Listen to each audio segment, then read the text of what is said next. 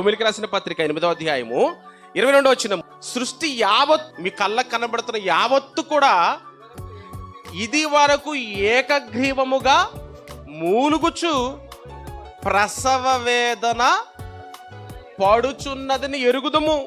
అంటే సృష్టి కూడా ఏమవుతుంది? ప్రసవ వేదన. ఎందుకు ప్రసవ వేదన? దానికి మనిషిలో పరిశుద్ధత లేదు కనుక, మనుషుల్లో మంచి అనేది లేదు. మనిషి జీవితంలో పాపం ఎక్కువైపోయింది. మనిషి వలనే సృష్టికి ఏమొచ్చింది? అందుకే ఆజ్ఞను అతిక్రమించిన తర్వాతే కదా సృష్టికి ఏమొచ్చింది? శాపం వచ్చేసింది, వేదన ప్రారంభమైపోయింది. ఏమంటే సృష్టి ఎలాగుందట? ఏకగ్రీవంగా మూలుగుచున్నదట. ఎప్పటి నుంచి? ఆదాం గారు ఆజ్ఞ అతిక్రమించిన దగ్గర నుండి.